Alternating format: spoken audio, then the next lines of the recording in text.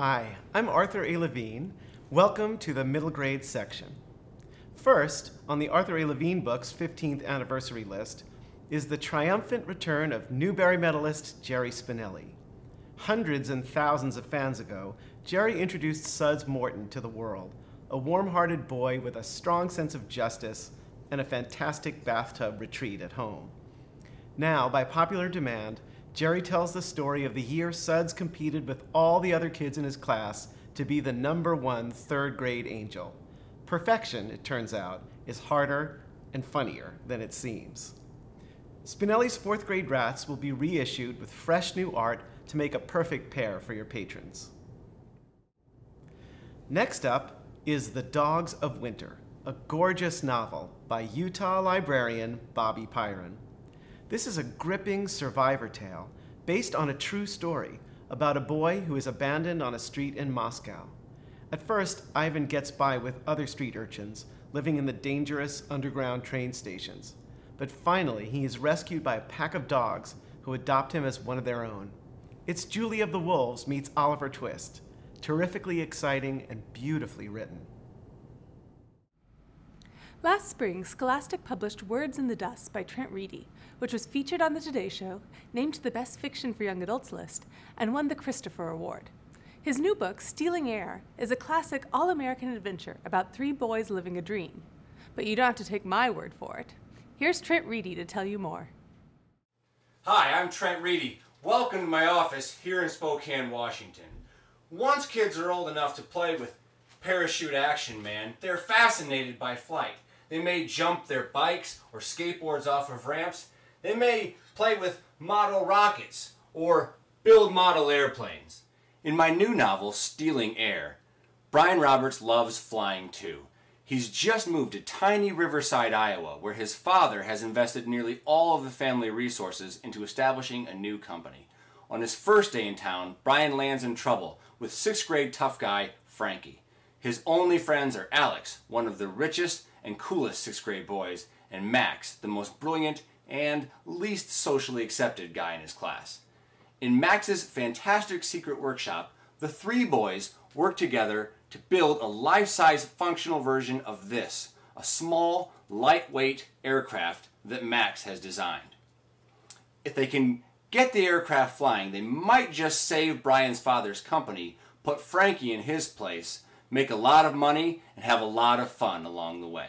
I first dreamed up Stealing Air when I was a 6th grader in a small town in Iowa, assigned to write a short story about a character named Freaky Frankie. The idea of young boys building an aircraft in a secret workshop took hold of me then, and I have been working on the story on and off ever since. Don't worry. I think it's safe to say I'm a better writer now than I was when I was in 6th grade, and Stealing Air is a better story. I've added a rocket bike, a funny eating contest, some chase scenes, but the core of the story, that wonderful sense of belonging and friendship and that fast-paced, high-flying adventure remain constant. If people have a tenth as much fun reading this book as I had writing it, they're in for a wild ride. Thanks for all the good work you do and for visiting me here in my office. And thanks for checking out Stealing Air when it takes off this October. A is for the alphabet, aardvarks, and awesome in the Encyclopedia of Me by Karen Rivers. In this innovative novel, and it really is a novel, 12-year-old Tink Erin Martin decides to write an encyclopedia of her life from A to Z. C is for characters, comedy, and charm, because as Tink moves through the alphabet, she chronicles everything from her first romance with the skateboarder next door to the changes in her family thanks to her autistic older brother, all in a voice that's laugh-out-loud funny and sweet. Meg Cabot called it what every girl will be reading this year, and with its fresh format and heartfelt story, it's really the Dork Diaries meets Rules by Cynthia Lord. So T is for Tink, and thrilling, and terrific, and most of all, the Encyclopedia of Me. I'm rejoining Executive Editor Cheryl Klein to conclude our presentation of the Arthur A. Levine book's 15th anniversary list. With a book that we're extremely excited about. Geeks, Girls, and Secret Identities. Okay, I'll go first. The Savage Fortress by Sarwat Chadha is the awesome story of Ash Mistry, who goes on vacation in India and finds a legendary golden arrowhead. But Lord Alexander Savage and his monstrous minions want the arrowhead too, and Ash must team up with a kick-ass immortal girl to protect the weapon at all costs. But Geeks, Girls, and Secret Identities is much cooler. Mike Jung's debut novel features one of the most likable protagonists I've ever read, Vincent Wu. This kid and his two best friends are so far past cool that their superhero fan club isn't even the official one. But they get to help their superhero save the world, and the whole thing's so funny and real. The Savage Fortress has terrible monsters. Geeks Girls has giant robots and nerdy tweens. It's Percy Jackson in India. It's the Avengers in suburbia. You know, that does sound pretty cool. Did you say Percy Jackson? So we hope you'll check out both of these awesome multicultural middle grade fantasies this fall.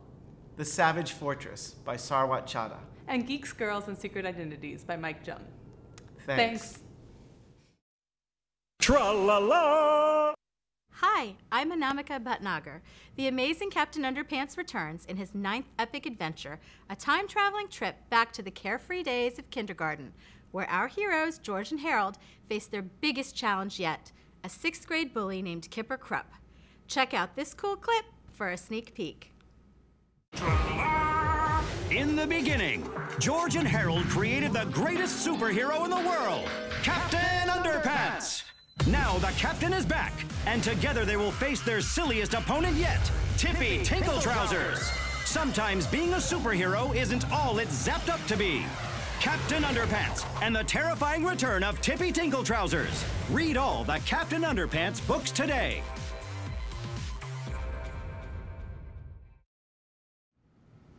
Hey, I'm David Levithan, publisher here at Scholastic.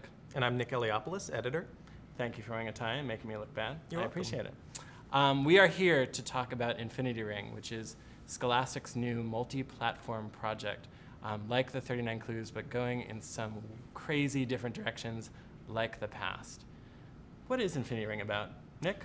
Infinity Ring is about two kids, best friends, Dax Smith and Sarah Frost, who discover the secret to time travel, a device called the Infinity Ring. They've grown up in a world where things are subtly wrong. The capital of the U.S. is in Philadelphia, Mount Rushmore doesn't have Abraham Lincoln's face on it, and a group called the SQ is ruling the world with an iron fist.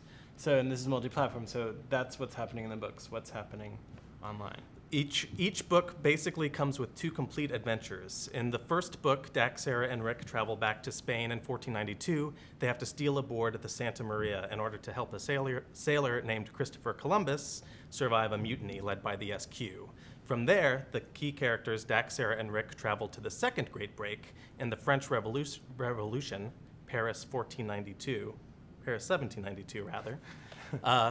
And that adventure actually unfolds entirely in the game. It's an action-packed, 3D, totally immersive game where readers will follow the characters and play as the characters to fix one of the great breaks. It really is a fully immersive world. And we have some great authors working on it. We have James Dashner writing the first book. We have Carrie Ryan.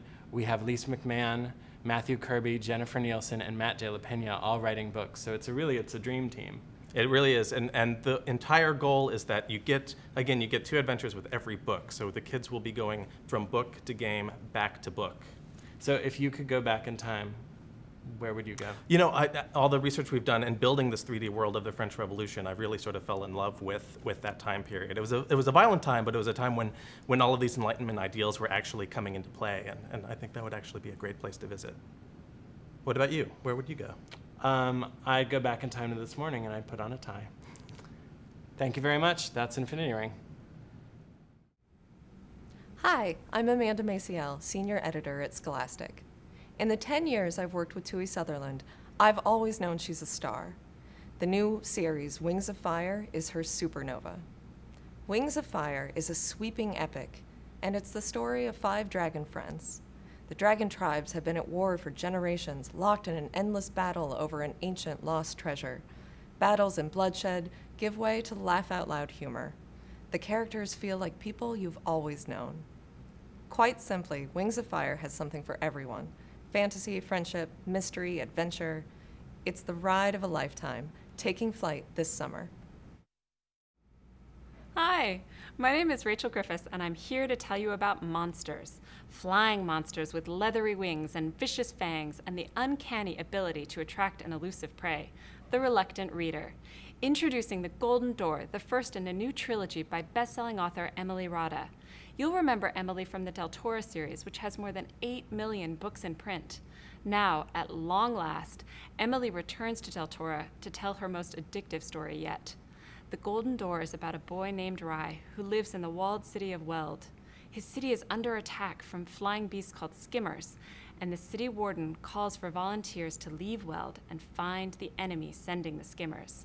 Rye volunteers, and he's taken to Weld's only exit, 3 massive doors, 1 gold, 1 silver, and 1 wood. Rye will pick a door and start an adventure that will leave every reader clamoring for more.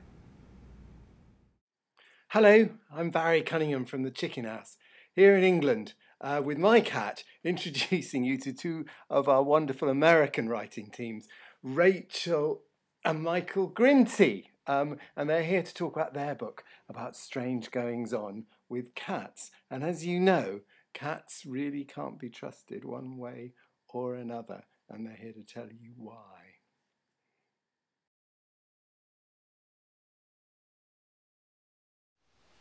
Hi, I'm Rachel Grinty. I'm Mike Grinty. And we wrote our novel Claws together. It's a modern-day fantasy where magical creatures live side by side with humans. Before I even knew we were writing a novel, I had a scene in my head where a bunch of cats were gathered around a trailer and there was a girl there with them. And I just had this feeling like this girl was leading them, and the cats were none too happy about this. And I just really wanted to know how that came to be and what these cats were like. We both had cats growing up, and we always felt cats had a lot of charm and mystery to them, so it wasn't too hard for us to imagine them being magical in the Claws world. In our world, there's really no such thing as a house cat, because all of the animals we think of as house cats are all magical, and the magic they have is transformation magic. But they mostly use this magic to turn themselves into bigger cats, tigers, and things like that. To a cat, being a cat is the best thing to be. So they just use their magic to turn themselves into more awesome cats. Our main character, Emma, is a human girl who ends up with cat magic, and she has bigger plans for it, like finding her missing sister. But first she has to figure out how to use her magic. So we'll read you one more crag fact. Crag fact of the day. Crags are usually blamed for the appearance of magic forests, but even crags don't know why the forests suddenly spring up the way they do. Of course, some of them might know, but just aren't telling. Thanks for listening. Thanks.